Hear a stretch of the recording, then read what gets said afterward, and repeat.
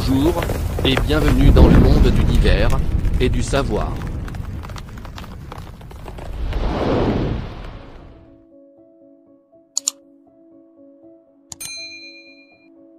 La ville de Dakar est la capitale de la République du Sénégal et de la région de Dakar.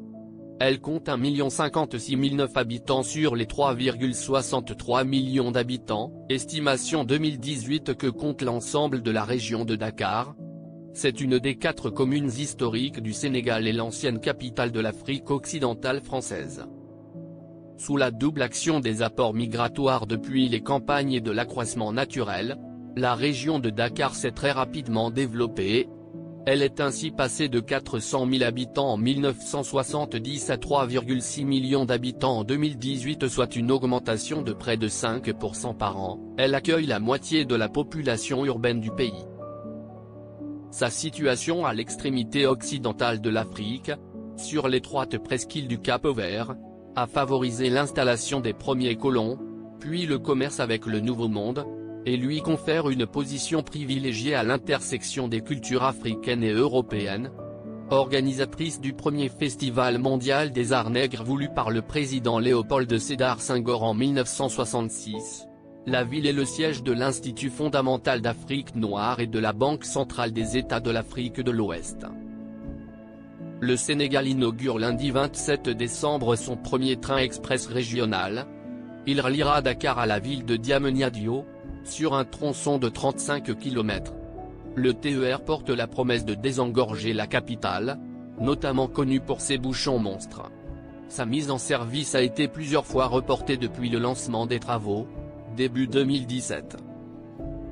Le TER de Dakar a pour ambition de transporter 115 000 personnes par jour, une fois son rythme de croisière atteint, d'ici 2 semaines, afin de permettre aux Dakarois de s'approprier le nouveau moyen de locomotion.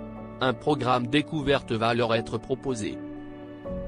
Le président Macky Sall a lancé la construction du TER de Dakar avec la volonté de moderniser les transports de la métropole engorgée. Le TER est un volet du plan Sénégal Emergent, un programme de développement censé s'achever à l'horizon 2035. Après 5 ans de travaux, l'inauguration du train se tenue à Diamniadio, lundi 27 décembre. L'événement, vivement attendu par les Dakarois, sera présidé par le chef de l'État en personne. Les 35 km séparant Dakar de la nouvelle ville de Diamniadio représentent habituellement un tronçon cauchemardesque pour les automobilistes. Ils perdent des heures à rallier les 2 villes en voiture. Dakar concentre sur 0,3% du territoire le 5e des 17 millions de Sénégalais et la quasi-totalité des activités économiques du pays. Les embouteillages coûtent officiellement à la ville 152 millions d'euros par an.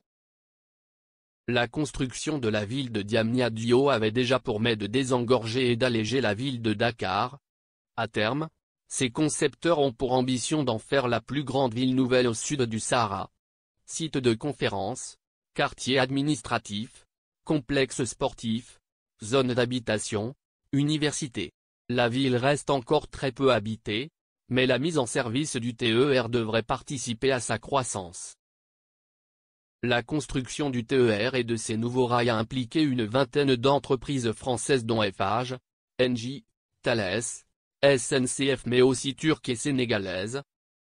Le projet a coûté 780 milliards de francs CFA, plus de 1,1 milliard d'euros, financé sur fonds propres et grâce à des prêts, français notamment, et par l'État du Sénégal, propriétaire de toute l'infrastructure, selon Abdou Ndéné Sall, directeur général de la santé, la société de patrimoine du TER détenue à 100% par l'État sénégalais. Le Sénégal a signé un contrat de gestion, d'exploitation et de maintenance du TER, de 5 ans renouvelable avec la filiale de la SNCF-CT, le temps d'application de certaines compétences au personnel sénégalais, a précisé Abdou Ndéné Sall. C'est tout pour aujourd'hui, n'hésitez pas d'aimer la vidéo si elle vous comme plu, nous vous disons un grand merci, et à la prochaine.